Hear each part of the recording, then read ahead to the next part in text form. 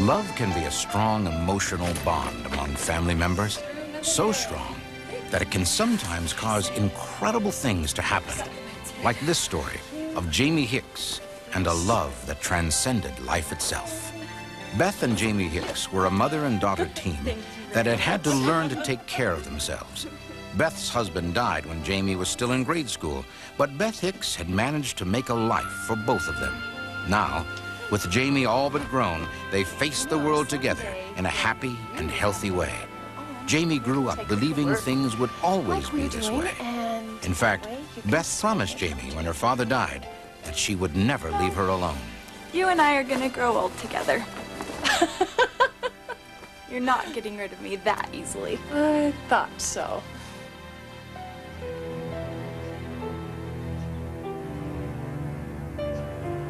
But fate would have it otherwise. And despite her promise, a sudden, terminal illness took Beth Hicks away from her beloved daughter. You promised.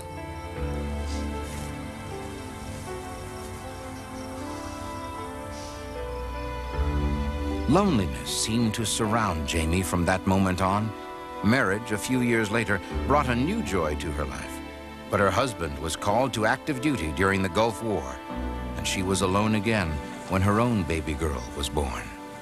The loneliness was made worse by the fact that her pregnancy and the birth had been complicated and difficult. The one bright spot was her beautiful new daughter. I'd like to hold her just a little longer. She really is a beautiful baby. I just wished her father could have been here today. Yeah, me too. Jamie had married Jim Wolfe, a radio expert on active reserve in the United States Army. When his unit was called up, Jim had no choice but to leave. For several days after the baby was born, Jamie had tried to get through to Jim's unit, but to no avail. Do you mind if I turn on the news? Oh, please. I mean, I'm sure you want to know what's going on. What with your... Jamie's hospital roommate, Melanie, was also recovering from a complicated pregnancy. So the two had come to be very good friends in a short time.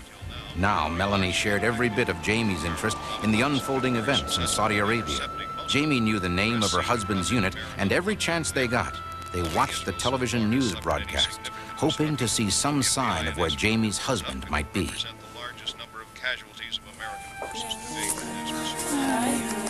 Occasionally, Melanie's mother and father would stop by to see their daughter. These were difficult moments for Jamie. To her, the warm glow of a happy and complete family was just another reminder of how alone she really was.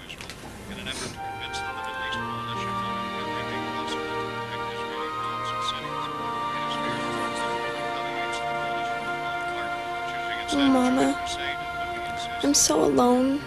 I wish you could be here right now. Here is a report just in from Riyadh.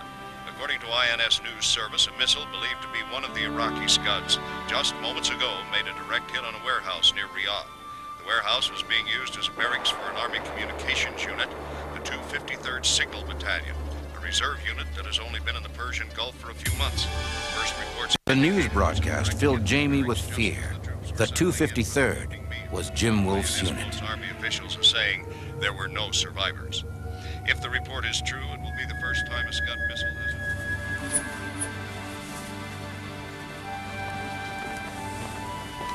How's 504 been doing? She didn't sleep much. The baby's fine, but that lady's gonna wear herself out. Repeated attempts to reach Jamie's husband had only produced grim reports that his entire unit had been destroyed. Still, everyone working in the maternity unit closely followed the news from the Persian Gulf.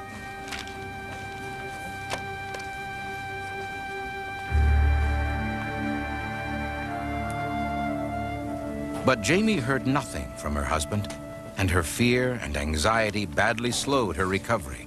In fact, Jamie Wolfe's condition grew worse with each passing day. I wish there was something I could do for Jamie. Well, I think the best thing for her is if her husband showed up alive. But for some reason she could not explain, Melanie felt strongly that someone should be watching Jamie closely on this particular night. she decided she would stay awake as long as possible, just in case her friend should need something. As it turned out, this decision would put Melanie in the middle of a miracle.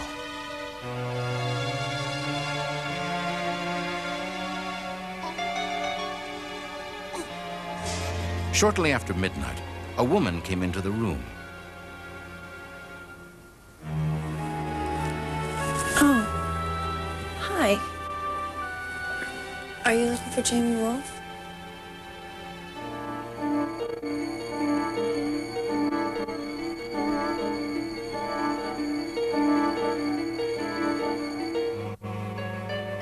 Whoever this mysterious woman was, her deep love and affection for Jamie was immediately apparent.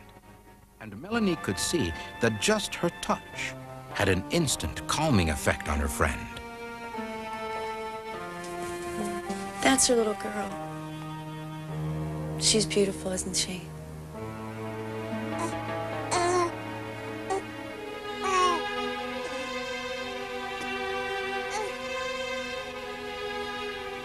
The woman turned her attention to Melanie. In that instant, Melanie became aware of a voice. Nothing out loud, but a voice nonetheless. And there was no mistaking the message. Despite the strange woman's total silence, Melanie completely understood. Are you sure?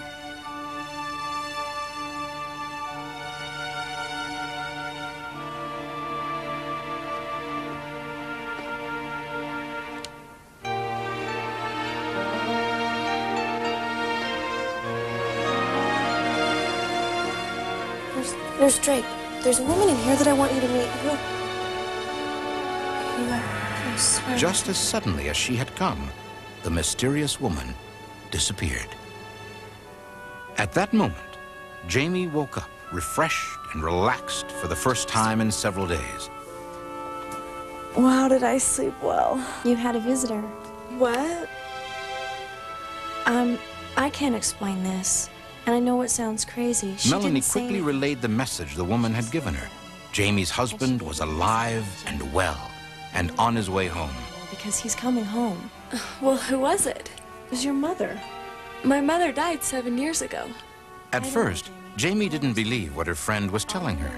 But as Melanie described the visitor's appearance, her mannerisms, and the obvious affection she had for Jamie and her baby, Jamie began to realize that somehow it was true. Her mother had visited this hospital room only minutes before.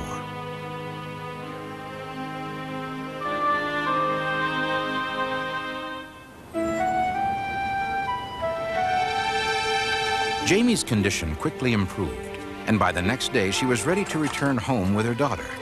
In her heart, she would always carry the memory of her mother's visit, and that was miracle enough. But she was about to learn that was only the beginning of her miraculous story.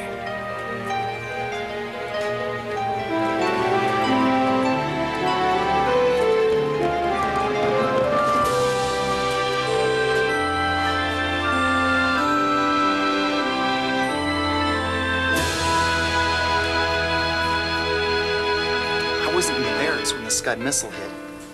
I had gone out in the Jeep when this Arab woman came to me with a hand-drawn map. After hearing of Jamie's mysterious visitor, Jim couldn't wait to explain exactly how he'd gotten separated from his unit.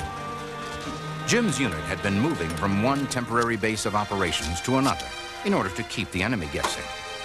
It was Jim's job to wrap up the communications gear after everyone else had gone and bring it to the new location.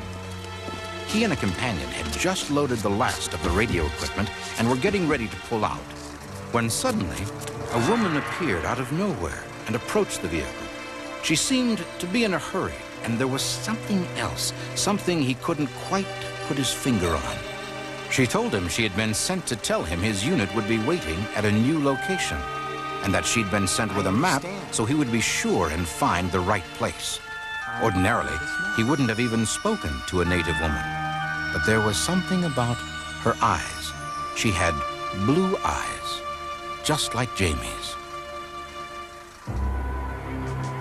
The map the woman gave him had placed him in a deserted part of the city when the Scud missile struck the barracks and wiped out his entire unit.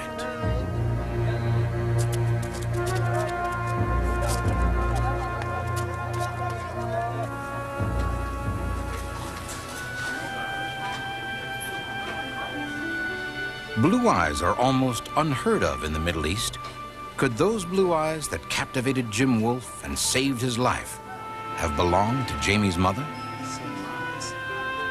Love and family, perhaps the strongest bonds we know of in this life. Is it possible that they're strong enough to transcend even death? Jamie Hicks believes her mother did somehow come to visit them that night.